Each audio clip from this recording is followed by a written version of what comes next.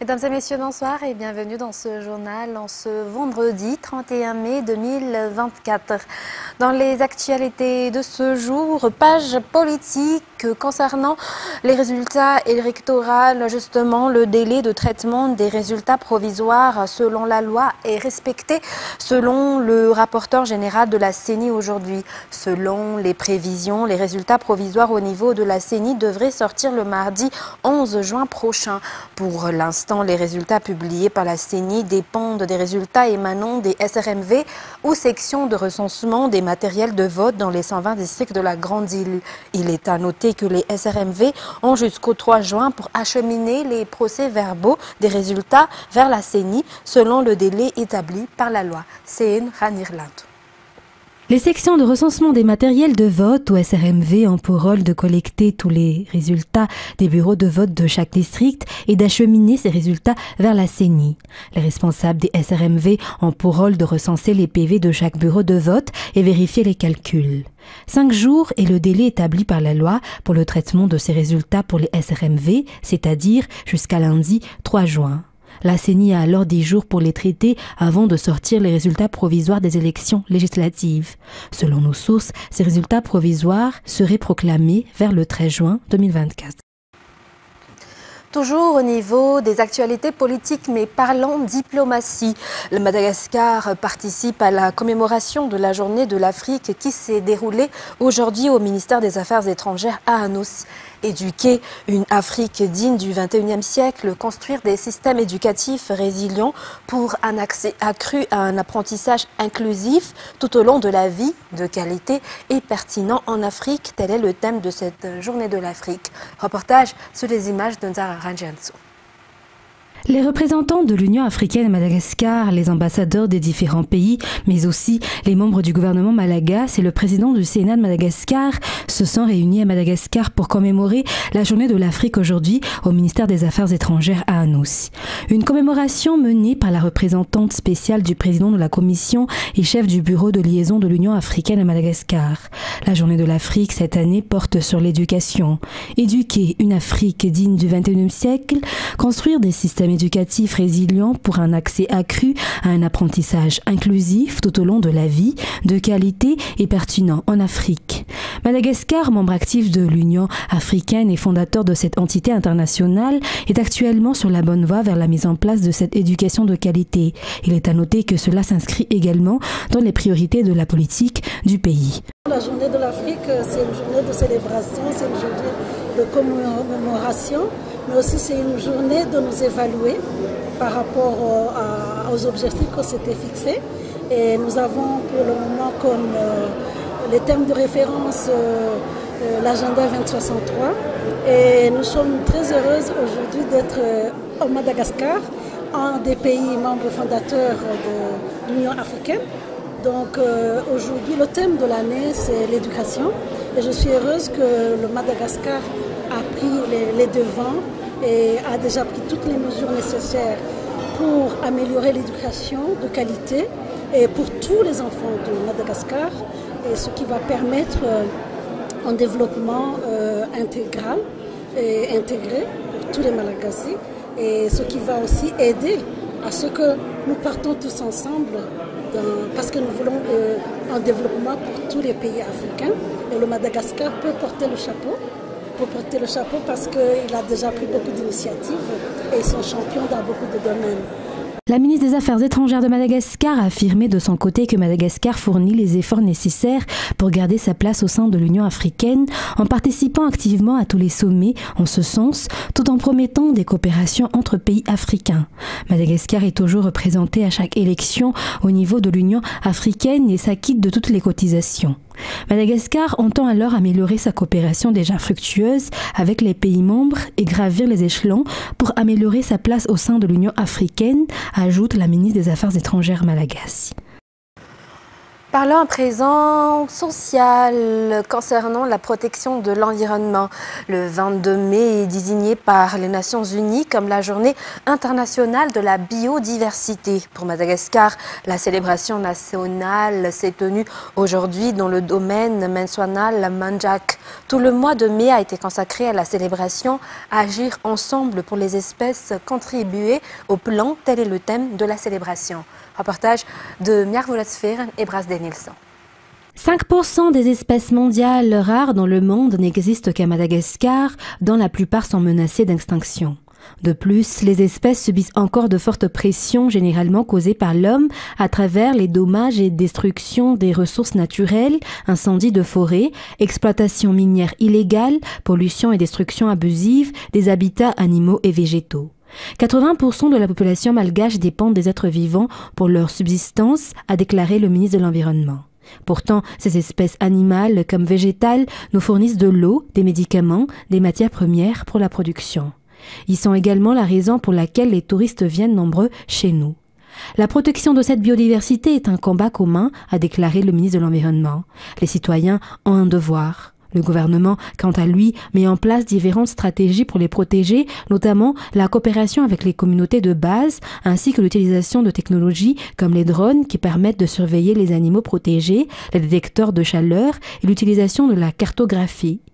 Lors de cette célébration nationale de la Journée internationale de la biodiversité dans le domaine de Mensuanal, les responsables au sein de ce domaine ont également demandé au ministre de l'Environnement à le classer comme aire protégée pour faire partie des 9 millions d'hectares d'aires protégées que compte aujourd'hui Madagascar, une demande qui a reçu une réponse satisfaisante du ministre Max Fontaine-Indonienne d'emblée.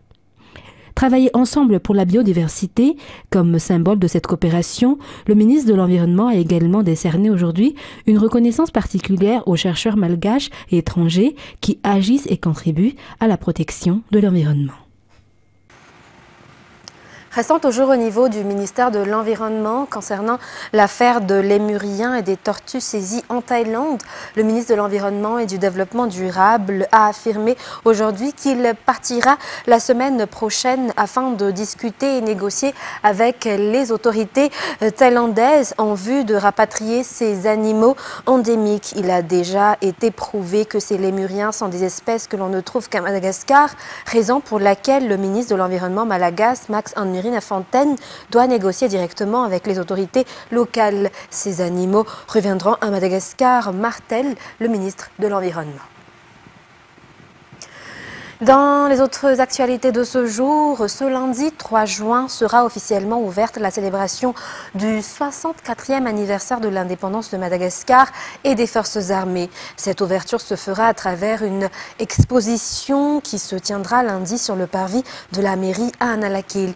Comme chaque année, il y aura également différents événements culturels, des cultes, des spectacles évangéliques et le grand défilé le jour du 26 juin. Aujourd'hui, les 3 ministres concernés, notamment celui de la sécurité publique, le contrôleur général de la police Irlal Rakutormanan, celui des forces armées, le général Saïvel Lamunza Delphin et le ministre délégué à la gendarmerie nationale, le général Anjiraku Tunjazak, ont rencontré les patrons de presse pour discuter des possibilités de coopération pour faciliter la communication liée à cette célébration. Toujours dans la page sociale, le nombre de bœufs dans la région de Sofi est en baisse. Compte tenu de cela, les éleveurs locaux sont encouragés à continuer à en élever, selon les explications du responsable du marché de bœufs de Manchsar. Le marché du samedi de Manchsar, où se vendent des milliers de bœufs, fait vivre des milliers de personnes, selon les informations rapportées par Aniana Martina, Sylvain et Secha Andianab dans ce reportage. La région de Sofi, classée 2e en termes de cheptel bovin à Madagascar, notamment dans le district de Manchsar, selon les informations. Le district de Manchsar, qui abrite le marché de Sabuzbe, vend du bétail des régions de Bouin et de Sofi. Ce marché fournit des bœufs pour les régions d'Alanzrouf, Ansnan et à Lochamangour. Selon les explications, le nombre de bovins diminue et les éleveurs ont mis en place des stratégies pour maintenir le nombre de leurs cheptels. À Sabouzbé Manchsar se vendent des milliers de bœufs, raison pour laquelle ce marché occupe une position importante pour l'économie du district et de la région de Sophie. Une mobilisation particulière a ainsi eu lieu samedi pour promouvoir ce marché. Le marché de Sabouzbé aura lieu alors du 14 au 16 juin à Manchsar.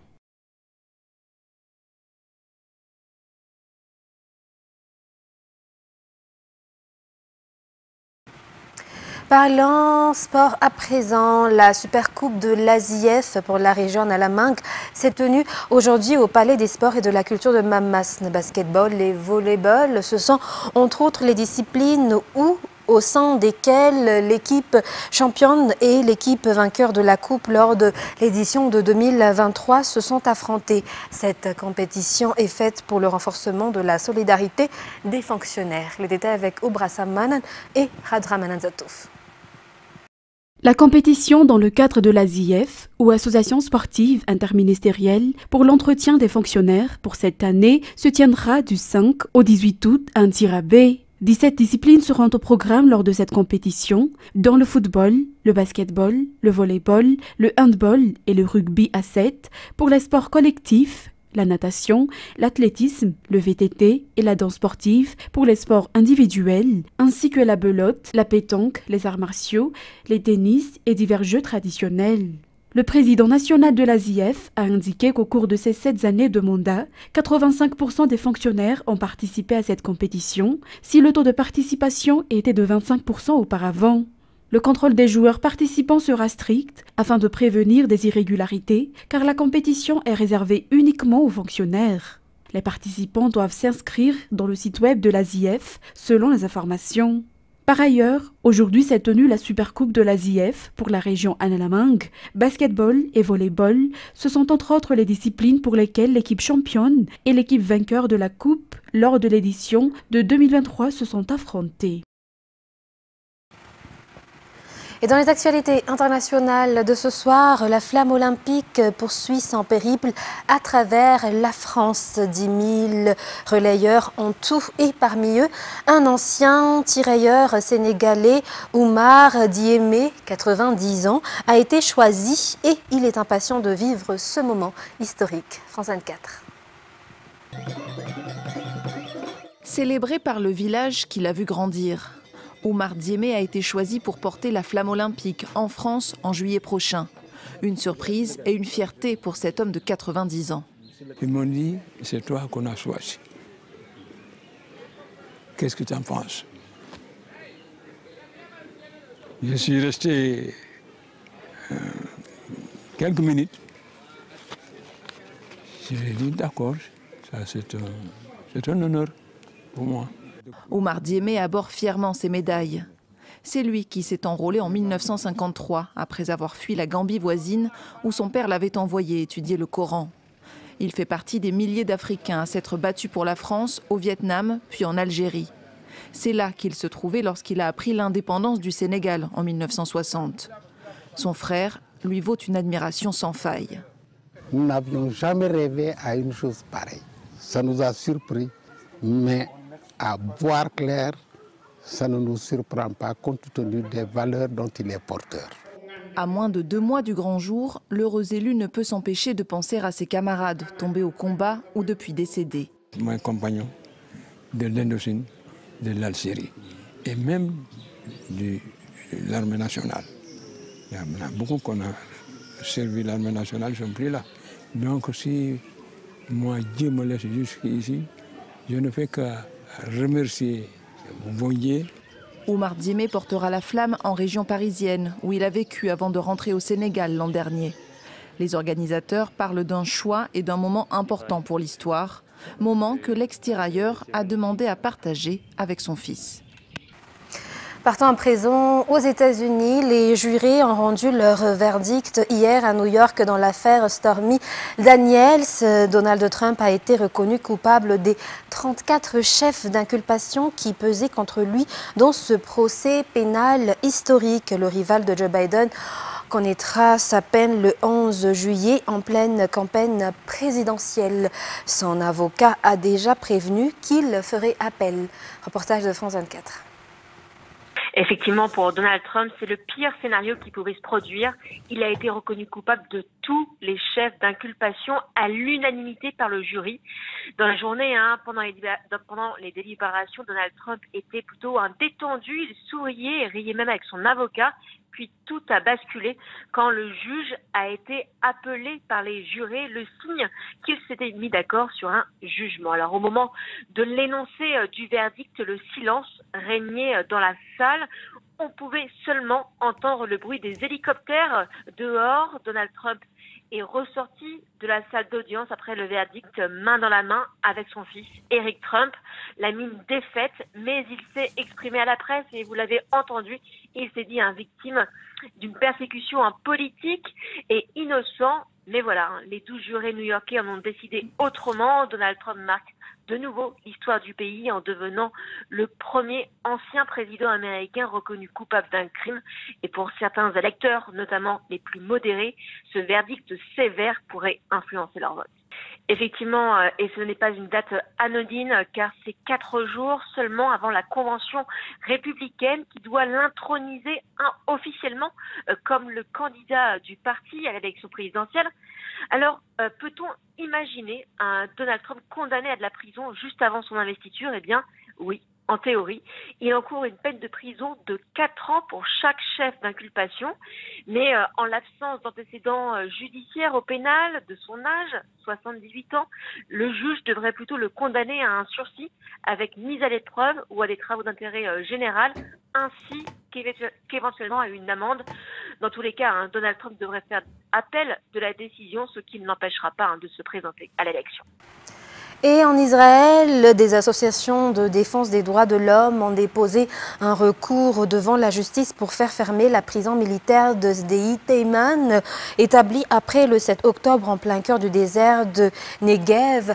Elle sert de centre de détention pour les prisonniers de Gaza accusés d'activités terroristes. Les témoignages attestant de mauvais traitements et de tortures sont nombreux. Une enquête interne a même établi qu'au moins 2 prisonniers sont morts après avoir été battus par des soldats. Reportage avec France 24.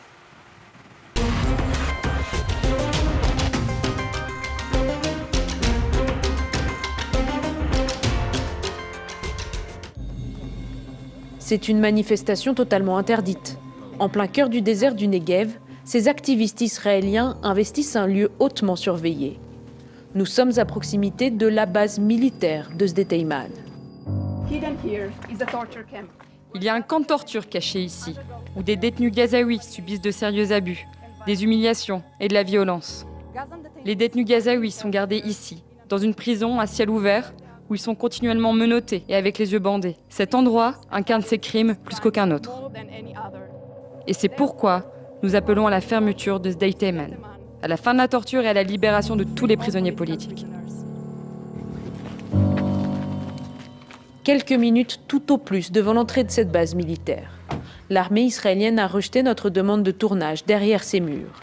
Elle ne communique pas le nombre de prisonniers, mais dit que tous sont suspectés d'activités terroristes.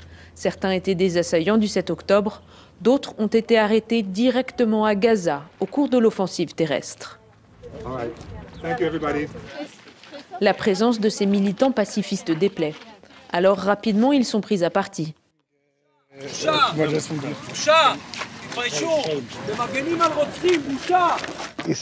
Il a dit qu'on était en train de soutenir les meurtriers du Hamas, de la Noukba, alors que nous sommes juste ici pour dire stop à la torture et au meurtre. Que se passe-t-il derrière ces barbelés? Combien de prisonniers y a-t-il ici loin des regards? La base est divisée en 2 zones distinctes. Ces tentes blanches au loin font office d'hôpital temporaire. C'est là que sont gardés les détenus blessés. Sdei Teiman officie aussi comme centre de tri des prisonniers. Les détenus apparaissent ici menottés, les yeux bandés. Rares sont ceux qui ont pu rentrer dans la prison militaire. Plus rares encore ceux qui acceptent d'en témoigner. Mais ce médecin spécialiste israélien brise le silence. Il a pu pénétrer quelques heures dans Sdei Teiman. Pour sa sécurité, nous dissimulons sa voix et son visage. Tous les patients étaient entravés avec des menottes à chaque bras et jambes accrochés au lit.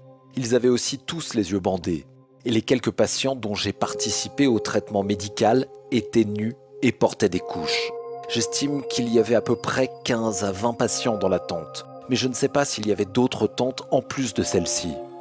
D'autres médecins israéliens ont témoigné de faits similaires.